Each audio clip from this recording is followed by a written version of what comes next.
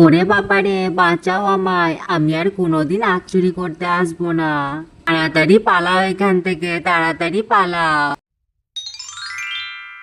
ফাগুন মাসে কাঁচা বাসে গুনগুনিয়ে ভ্রমর আসে, প্রেমের লাগে বুকটা করে আ আ উ। কোকিল ডাকে রে কুক কুক কুক কুক কু, দুষ্টু কোকিল ডাকে রে কুক কুক কুক কুক।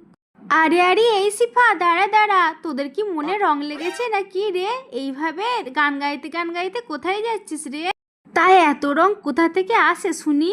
বাঘিনী মামি, আখের জমিতে যাচ্ছি, অনেক আখ হয়েছে, এবারে মনে হচ্ছে আখ বিক্রি করে আমি কোটিপতি হয়ে যাব। যাচ্ছিস, খুব ভালো কথা, তো এইভাবে গলা ফাটিয়ে গান গাওয়ার কি আছে? আমার কানটা যে ঝালাকালা ধরিয়ে দিলি। আর শোন, আখ নিয়ে যাওয়ার পথে আমায় কটা দিয়ে যাস, যেন সব আখগুলো বা তোরা খাস না। তাড়াতাড়ি করো, আমি আর দাঁড়িয়ে থাকতে পারছি না, এই গরমে যে জানটা বার হয়ে গেল, একটু তাড়াতাড়ি আখগুলো কেটে ফেলো, তুমি তো আবার এইগুলো নিয়ে বাজারে বিক্রি করতে যাবে। কিছুক্ষণ পর মিচকে শিয়াল আর শেফা শিয়ালিনী তাদের আখগুলি কেটে তাদের বাড়ির দিকে যেতে থাকে। এরপর সেই আখগুলি মিচকে শিয়াল বাজারে নিয়ে যায় এবং রস বানিয়ে সেখানে বিক্রি করতে থাকে। আসুন আসুন দাদা বৌদিরা, তাড়াতাড়ি আসুন, টাটকা টাটকা আখের রস তাড়াতাড়ি খেয়ে যান। ও মিচকে ভাই, এটা বুঝি তোমার জমির আখের রস? তাড়াতাড়ি এক গ্লাস দাও দেখি। গলাটা যে গরমে শুকিয়ে কাঠ হয়ে গেল, দাও দাও এক গ্লাস দাও, গলাটা ভিজিয়ে নি। মিচকে জমির আখগুলি খুব মিষ্টি হয়, খুব তাড়াতাড়ি সেগুলি বিক্রি হয়ে যায়। এই মিচকে, আমায় তাড়াতাড়ি এক গ্লাস রস দিয়ে দেখিনি, কখন থেকে দাঁড়িয়ে আছি, তুই তো আমার কোনো কথাই শুনছিস না। আরে বাঘ মামা, তুমি যে প্রতিদিন টাকা না দিয়ে এভাবে আখের রস খেয়ে যাও, এতে তো আমার লস হয়ে যাচ্ছে। আজকে তোমাকে টাকা দিতেই হবে, আজ যদি তুমি টাকা না দাও তোমায় আমি আখের রস দেবো না। মিচকে, তোর কি মাথা ঠিক আছে? তুই কি ভুলে গেছিস যে তুই কার সাথে কথা বলছিস?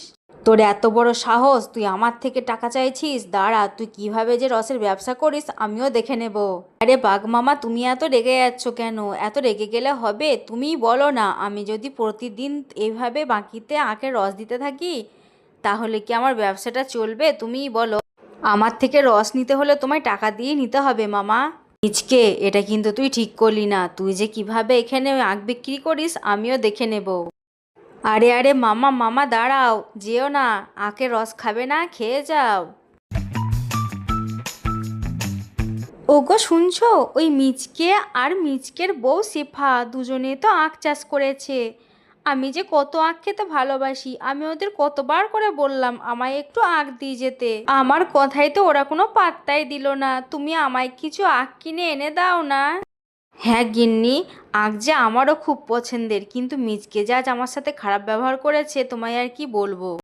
ভাবছি এখন আমি মিচকেকে কিভাবে উচিত শিক্ষা দেব, ও খুব বার বেড়েছে। হ্যাঁ গো, তুমি ঠিকই বলেছ, ওদের জমিতে একটু ভালো ফসল হচ্ছে বলে ওরা দুজন খুবই ঘ্যাম দেখাচ্ছে। আমি বলি কি, চলো আমরা দুজনে আজ ওদের জমি থেকে সব আখ চুরি করে নিয়ে আসি, এরপর বাড়িতে বসে বসে মন ভরে আখ খাবো, আর যতটুকু বাড়বে কাল বাজারে নিয়ে গিয়ে বিক্রি করে আসবে। হ্যাঁ বউ, বুদ্ধিটা কিন্তু তুমি ভালোই দিয়েছো, যাই বলো না কেন তোমার বুদ্ধির কিন্তু জবাব নেই, এই জন্যই তো আমি তোমার বুদ্ধিতেই কাজ করি। এরপর রাত হতেই বাঘ আর বাঘিনী মিচকে জমিতে আখ চুরি করতে যায়। ওগো তাড়াতাড়ি করো, আমার খুব ভয় করছে, একে তো অন্ধকার রাত, তার উপর আবার কেউ যদি দেখে ফেলে আমাদের সব মান সম্মান চলে যাবে। তুমি কি আজই সব আঁক নেবে নাকি? চলো চলো, কালকে আবার আসবো, এখন চলে যাই, চলো তাড়াতাড়ি চলো। পর অন্ধকার রাতে বাঘ এবং বাঘিনী আখ চুরি করে নিয়ে তার বাড়িতে চলে যায়।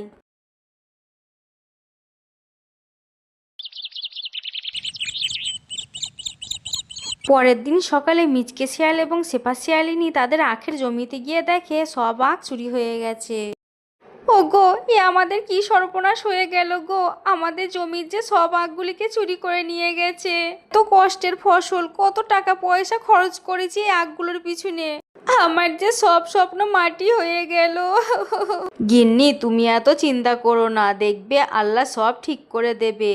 চলো বাকি যে আখগুলি আছে সেগুলি বাজারে নিয়ে গিয়ে বিক্রি করে আসি, তা না হলে যে এগুলোও চুরি হয়ে যাবে। হ্যাঁ গো, তুমি তাই করো, বাকি আখগুলি বাজারে বিক্রি করে এসো, আর এই আখের গোড়াগুলো অন্য কোথাও রোপণ করার ব্যবস্থা করো।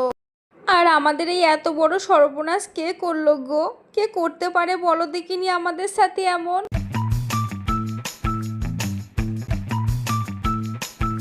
ওগো, ওই দেখো দেখো, বাঘমামা বাজারে আখ বিক্রি করতে নিয়ে এসেছে।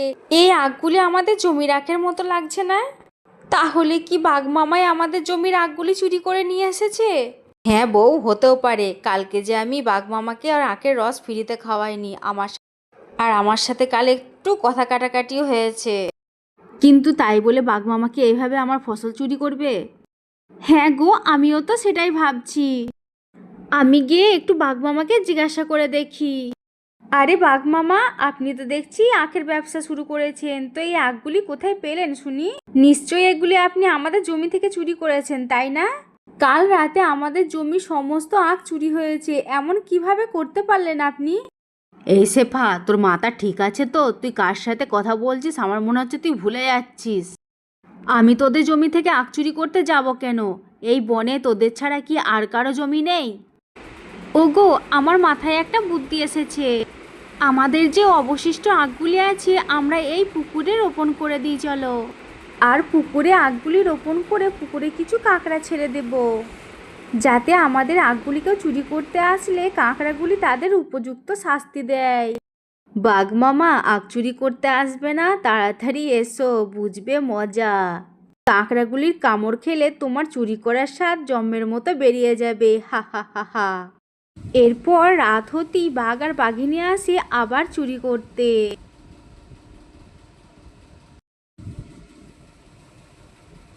আর কিছুক্ষণের মধ্যে কাঁকড়াগুলি এসে বাঘ আর বাঘিনীকে কামড়ে দেয়।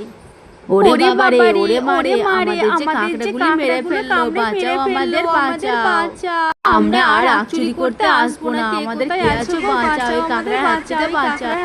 আরে বাঘমামার বাঘমামি যে, তোমরা এই অন্ধকার রাতে আমাদের পুকুরে আখ চুরি করতে এসেছো?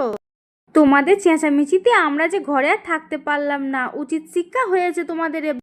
অন্যের জমিতে ফসল চুরি করে খাওয়া, এবার নাও বোঝো কত ঠেলা।